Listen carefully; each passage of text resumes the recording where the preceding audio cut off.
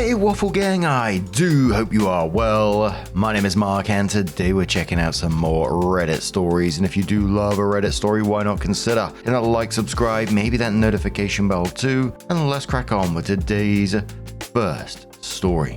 Much love guys. Now today's first story comes from the Am I the Arsehole Here subreddit from She's a Techspert, who says, would I be the arsehole here if I left the girls trip with 2 guys early? Now, a quick trigger warning before we do get into this story that there is sexual assault and victim blaming within the story, so if you do want to skip it, please feel free to do so. Timestamps are always down in the description and along the timeline below. Thank you. I, female 26, am on a Bachelorette weekend. I don't want to be too specific for anonymity purposes since I'm still on the trip right now. I'm a few hours from home for what is supposed to be a 4-day weekend in a huge house with many girls and 2 guys who are friends of the bride.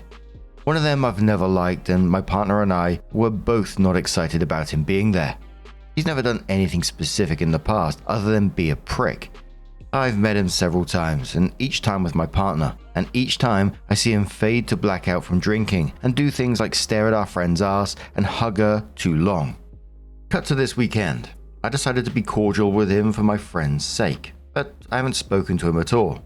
As we got into the late night, I wasn't really drunk. I had 3 beers over 6 hours, but I like to smoke sometimes socially. I offered to everyone, and nobody else wanted to at the time, so I went outside alone. He came out, and I thought he changed his mind. I offered it to him, and he said, "You're sweet," and I didn't respond to that. Then he complained about the groom, and I said I thought the groom was a nice guy. I tried to change the subject to my work, something more neutral to talk about. That's when he grabbed me. He pulled me and tried to kiss me. I stopped our faces from touching with my hand, but I still had to push him off me after that. I felt completely violated. I told him I'm married, and all he could say was, "Oh." And then I told him, "Don't fucking do that again." And he said, "Obviously." And that was it. I ran off. I'm having flashbacks to times in my past where I was assaulted in college and completely freaking out. I told some girls I know, and they said it sucked and told me to just stay away from him. But I feel sick about it. The next morning I don't feel any better, and a few others found out and seemed like it's not that big of a deal. I feel so bad I can't stop thinking about it or let it go. I have OCD, and intrusive/obsessive thoughts are hard to keep at bay right now. I want to leave so badly, but I don't want to be that girl, especially over a kiss that didn't even happen. I've only ever been with one person in my life, so maybe that makes me a prude, but it's not even the kissing. It's him thinking just because he wanted me, he could have me. And it didn't occur to him that I might not want that. He just thought I was easy. I don't feel comfortable. I'm not drinking today, but it's not even 10, and he's had 4 beers. I already heard he doesn't remember last night either. So, would I be the arsehole if I left? Absolutely not the arsehole here at all, because your safety comes first, and that's all there is to it. And pretty much, I think I'd have left immediately. This wasn't an awkward misunderstanding or accidental kiss. He grabbed her and tried to kiss her without consent. The fact that some other women brushed it off with "just stay away from him" is pretty disappointing, especially when he was already known for getting this drunk and acting inappropriately. And the fact that he doesn't remember isn't an excuse either. That's bullshit. If someone repeatedly drinks to the point where they're assaulting or harassing people, the alcohol really isn't the issue anymore. You wouldn't be that girl for leaving. You're simply removing yourself from an unsafe situation, and that's all there is to it. A commenter says 1000% not the arsehole. You don't feel safe? Leave. If I was your friend, I would understand. Based on your title, I thought your post was going to be a lot different. Opie says, sorry, I guess I did bury the lead a little. I meant to put in some sentiment around it, not really feeling like a girls trip anymore. I'm kind of all over the place today. Commenter says, absolutely not the arsehole. He's a predator. As others have said, if the bride and her friends have a problem with you leaving and are fine protecting a predator who tried to assault you, they are not your friends. How did they even become friends with this prick if they know he has a history of this kind of creepy behavior? Opie says childhood friends. I brought it up to her before that I don't like him, and she told me he's a good person, but he doesn't make good choices. Sounds like an oxymoron to me, but we all have one friend the blinders are on for. Commenter says not the arsehole. If you feel unsafe, always leave. It's better to leave a situation than stay and maybe something bad happen. If your friends don't understand why you'd want to leave after that, you're friends with the wrong crowd. He grabbed you and tried to forcibly kiss you. That's not okay. Opie says, maybe I should clear that I'm not friends with most people here, but friendly with a few. It sounds more like they're protecting the bride's weekend than protecting him. The general consensus is that he's a prick. Commenter says, if it were me, I'd be so mad. I'd wait till everyone was together in the kitchen or living room, have my shit packed in the car, and then announce that I'm leaving because apparently the majority of my friends want me to ignore the sexual assault from insert guy's name. Then I'd leave. Opie says, oh, he's one of those guys who goes by his last name too. Opie on calling her husband. Opie says, I called him right away last night. He was already calming and talked me through all my feelings and said, you obviously can't leave in your state, so just see how you feel in the morning. Take it one activity at a time and come home if you need to.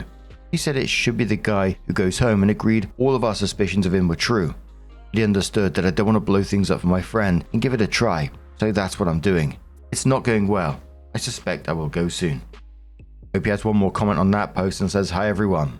I left, but not before things got worse. I'll post an update momentarily and link it to my original post. Thanks for all the support. I needed some objective outside opinions to help me think clearly. Appreciate you all.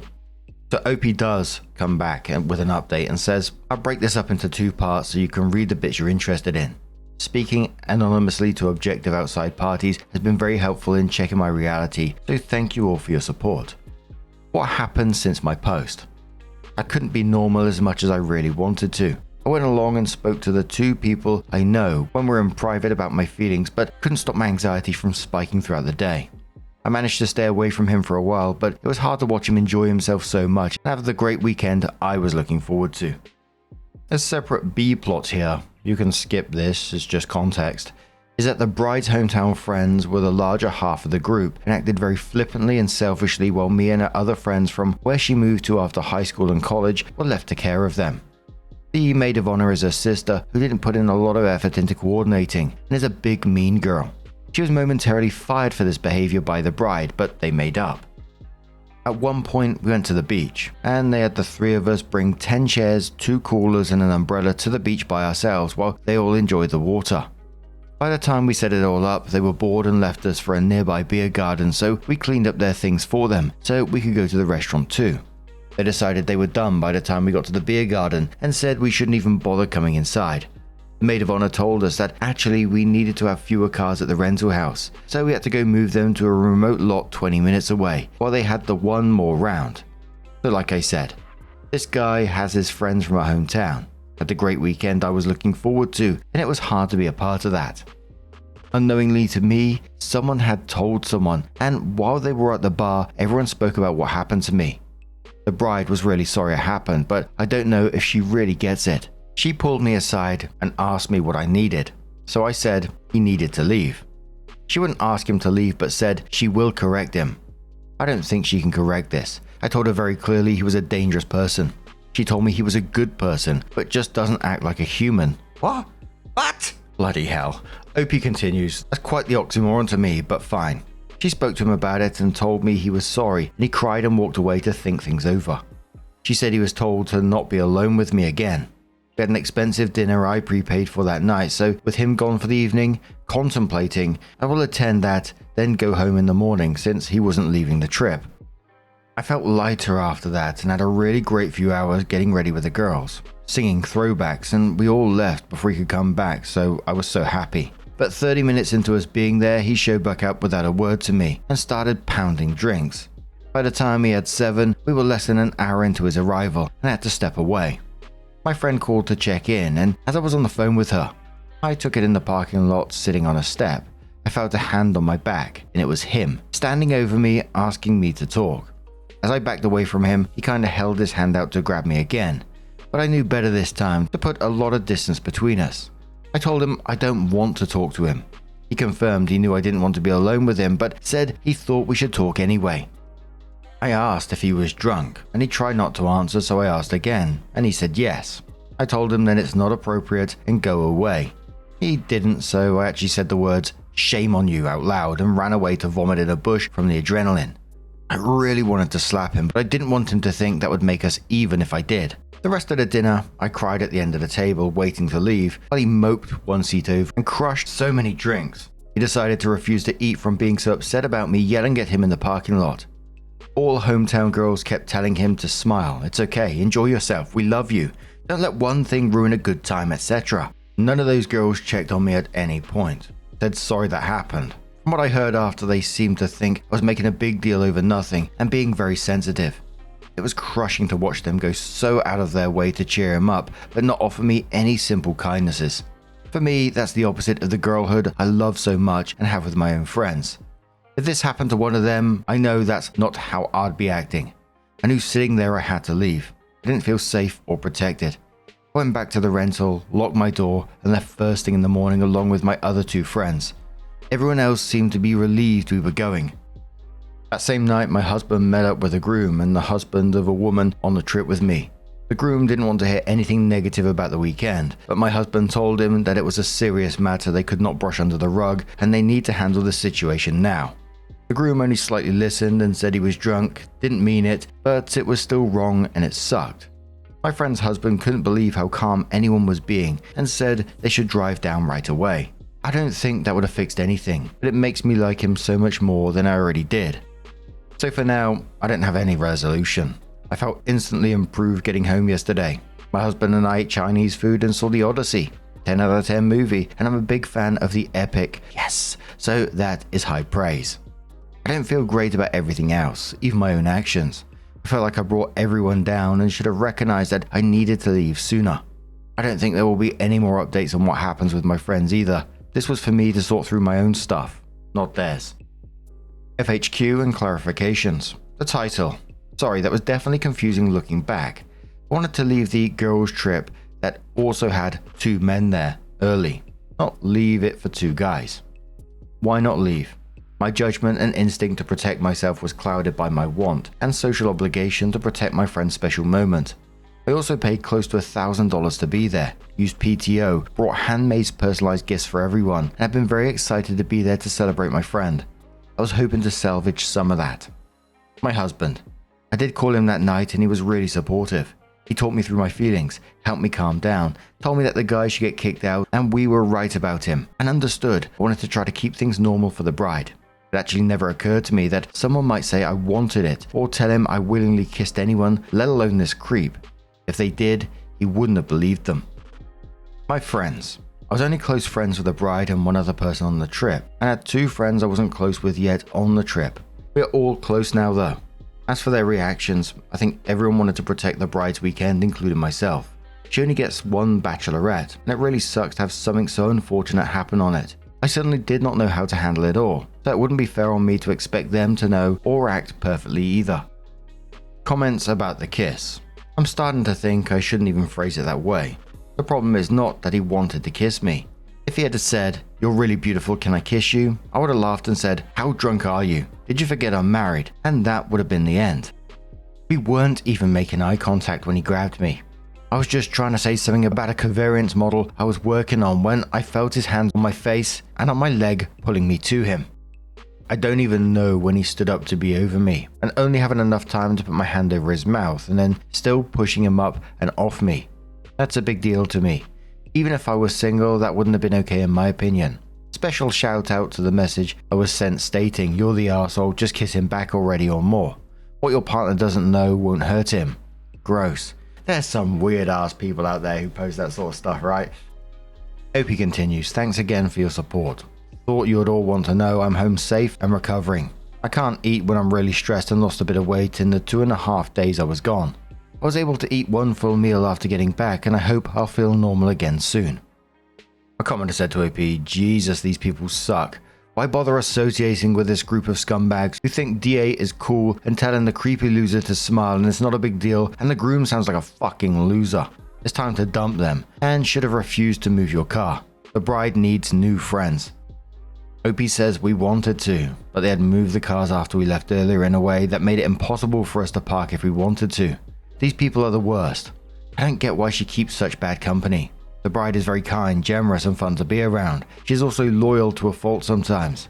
I felt she was really trying to be there for me in the moment, but also there for him, which sucked. Commenter says, yeah, high-key fuck everyone in that wedding/bachelorette party, starting with this loser.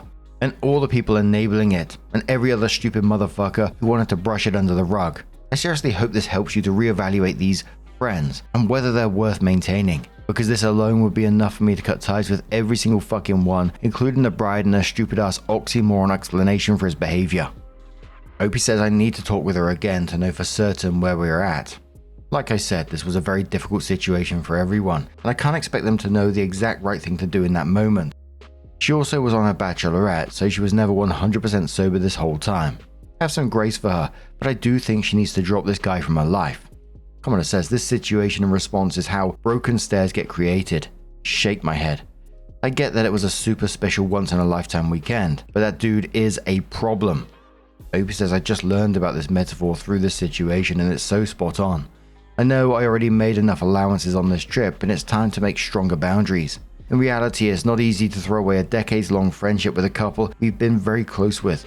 I do want to see if some time and sobriety changes their perspective and if apologies follow.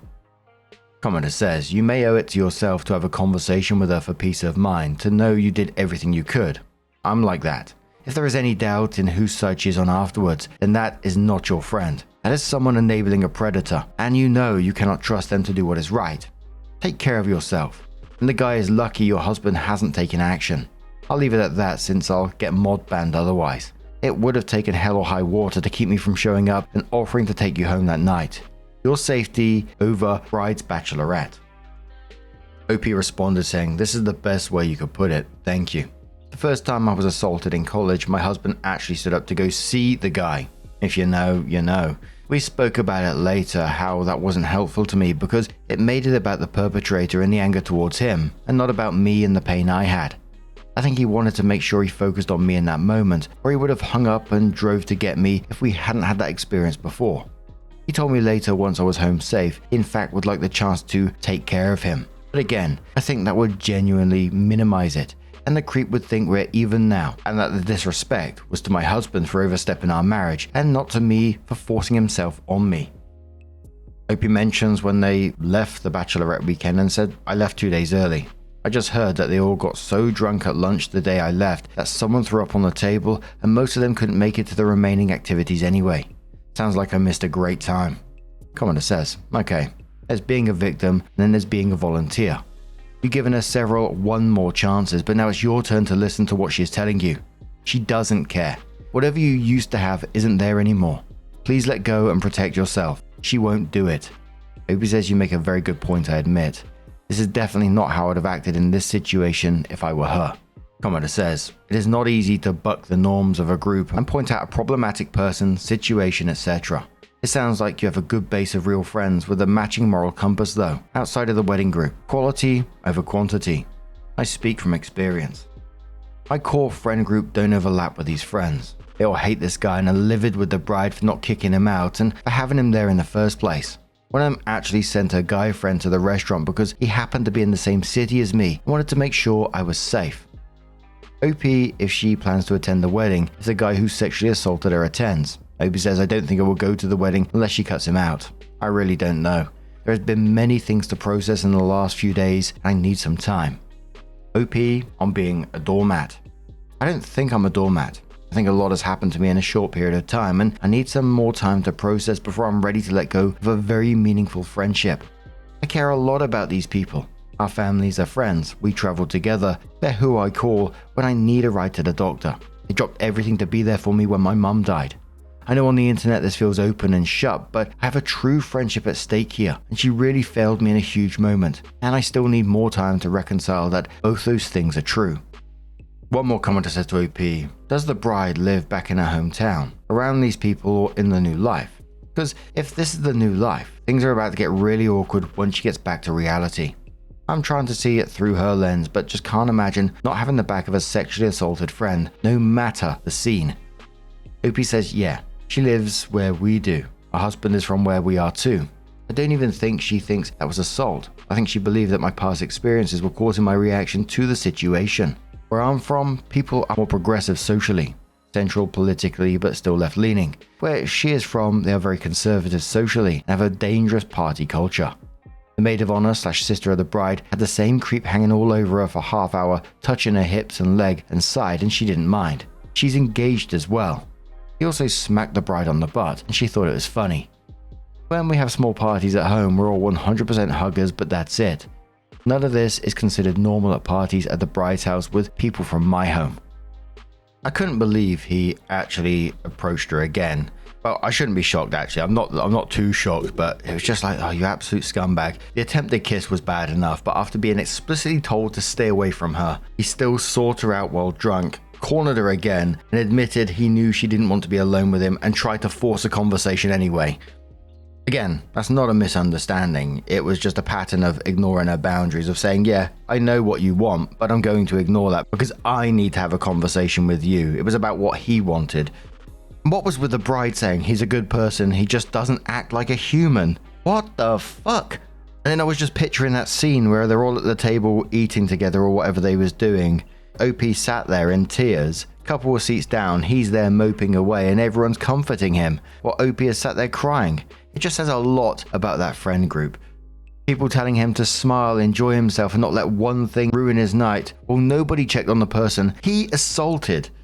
This is exactly how people like him keep getting away with this kind of bullshit. And I'm not trying to put the assault aside or anything, but even before this, the way that the weekend was organized, it sounded like there was some kind of divide anyway between the bride's hometown friends and everyone else, because OP and the other two, they would just seem to be like they were just treated like helpers while the rest enjoyed the trip. The whole chairs and the coolers to the beach and cleaning up after everything, being told not to bother joining them at the beer garden. If I was treated like that, I'd be thinking, fuck this, I'm going home. But when the assault happened, that same kind of dynamic became even more obvious, because the hometown group seemed to rally around this guy, telling him to smile, that they loved him, that it's just one thing, which just pissed me off, while they left OP crying at the end of the table with virtually no support. That is a sad scene in itself. And I know OP's thinking over things and the relationships around this to do with the bride because she's usually a nice person, etc. But I gotta tell you, I would never treat a friend in that way whatsoever. Sat there watching a friend cry at the end of the table. Get the fuck out of here with that. You simply deserve much better, OP. But what do you guys make of this situation? Let us know your thoughts down in the comments below, and let's move on to another story. Our next story comes from the Am I the Arsehole Here subreddit from Bellaboo123, who says, am I the arsehole here if I told my neighbor she won't get a penny from me? I, 19 female, live on a cul-de-sac estate where no one gets along. It's very cliquey. Where my house is positioned, I have my drive in front of my gates, which I can park on, and there's a long grass verge. To stop people from constantly digging up the verge and making it a pool of mud, I've put up wooden stakes with white tips on to preserve the grass and also make the stakes known enough. As I came back home today, one of my neighbors has stormed up to me and demanded money because she herself has reversed into one of the stakes and it has caused significant damage to her back bumper. I am which told her that if she has reversed into it, it's her fault. A bit of backstory. My entire street has wooden stakes as also to protect the grass verges. I simply obtained permission from the local council, which I was then able to put them up. She then didn't like that answer and said, if you don't pay up, there will be significant damage, I can guarantee that. She threatened to call the police for criminal damage and also told me to watch my back, but I stood my ground. Would I be the arsehole if I just ignored her and went on with my life? Commodore says, what's a verge? OP says, it's a patch or strip of grass in which is close to the road, path or driveway. Commodore says, nope. The way a person drives and damages their own vehicle should be their problem. Commodore says, not the arsehole. The stakes are marked clearly, it sounds like. She's just mad she wasn't paying attention and damaged her own car. Stand your ground. I don't think there's much more to say on that really. I mean, if the stakes were approved by the council, clearly marked and on the verge to stop people destroying the grass, then, she's got no case. She reversed into a stationary object. That's on the driver, not the owner of the object. I think the only thing to really suggest from all of this is what a lot of people do in these situations, because she's gone from pay for my bumper to basically watch your back, threatening damage to OP's property, or maybe even OP, who knows. I think I'd be documenting everything, saving any messages, possibly installing a camera. I know, everyone always turns to that, but if there isn't one, it might be a good idea. You certainly need to protect yourself from someone like that. But after 15 days, OP does update the post and says, so my neighbor called the council, thinking that she could get them to remove my posts/stakes. I had a knock on the door a few days ago from someone from my local council, but I didn't answer as he knocked quite aggressively. I rang up and spoke to someone within the council who told me she had created a complaint against my posts and that I would have to remove them, but I could apply for a shrubbery license and put bushes in. Best part is that now everyone on my street also has to remove their stakes. The neighbor who complained is known to be quite aggressive, walks like she's 10 men, and is a very cliquey street with my neighbors across the road from me being the influential and popular well-known neighbors. A few days after this happened, Neighbor 1, aggressor, spoke to Neighbor 2, popular, and had a long 45-minute conversation facing my house and pointing to my stakes. What I believed happened was Neighbor 2 told Neighbor 1 that if she rang up and made a complaint that everyone would have to take them out, and she told Neighbor 1 that if that happened, there'd be a backlash to her as everyone including Neighbor 2 has stakes and doesn't want them removed. Well, as you know, we're all now receiving a letter to say they need removing. And I also found out Neighbor 1 had tried to retract a complaint, but the lady at the council told her, tough luck. Fuck around, find out. Lol. A win-win for me, in this case, as I can now plant lovely flowered shrubs and she looks like the arsehole. A commenter says to EP, like the facts of the story make it sound like you're in the right, but then the neighbor is aggressive and the council knocks too aggressively and the neighbor walks aggressively like 10 men. And now I can't help but wonder if it's just you seeing hostility everywhere. Opie says it's been a battle for 7 years of living here. My mum and her were once friends, but there was a day my mum was gardening on the phone, and she didn't say hello and that was it. She's held a grudge since. Commenter says, didn't answer the door because the knock was too aggressive, like bruh. Opie says, I was busy with my hands full when he knocked. He didn't press my Ring doorbell or anything, knocked and waited all of 6 seconds. Hold on a second, Opie's 19 years old and there's someone banging on the door aggressively. Yeah, I fucking wouldn't answer the door either. Commenter says, I'll put cameras up when you're going to plant your bushes. This way, if she backs up and damages them, you can have visual proof. Opie says, I've put up 2 cameras and have my Ring doorbell to cover all angles. Commenter says, really? Aggressive knocking so you didn't answer the door. The neighbor walks aggressively. You're the asshole just because of that. I'm sure everything in your life is someone else's fault. Opie says, you read one situation on a hostile street that is extremely racially motivated. As someone of mixed race, that hostility very much falls on my doorstep. Commenter says, you said you got permission from the council to put up stakes and now they're demanding you remove them. Did AI hallucinate this story? Opie says, no. I do have permission, which is a recorded call on my Ring cameras in my house upstairs, because it's caused such an issue they've revoked my permission. Commenter says, you hid because of aggressive door knocking. Opie says, I didn't hide. I missed the door. He literally waited like 6 seconds, but it was abrupt. Commenter says, she's just going to run over your shrubs every time you plant them. Opie says, luckily I have cameras now, and looking into spiked bushes. I wonder if everyone will be actually turning on that neighbor in the end, because everyone's having to remove their stakes now. It was funny the fact that she was actually trying to withdraw the complaint afterwards. However, I don't think that's the end of the drama for Opie. I've seen it way too much in my life. People like that don't give up that easily. There will be other little digs here and there. Maybe if Opie does put bushes, they will run it over. But like Opie said, they got camera footage now, so maybe. But I've known people that just don't care about cameras either. But hopefully it does work out for Opie.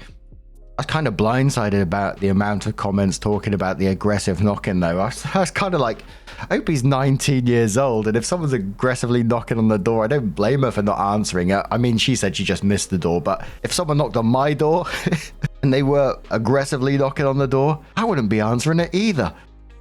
But now I'm going to turn this one to you guys. What do you guys make of this situation? Let us know your thoughts down in the comments below. And just a huge thank you for being here today, getting involved in the stories, your love, your support, your time. It always means the absolute world to me. So thank you so much for being here. Truly, it is absolutely amazing. And hopefully, I'm going to see you in the next one. Take care and much love.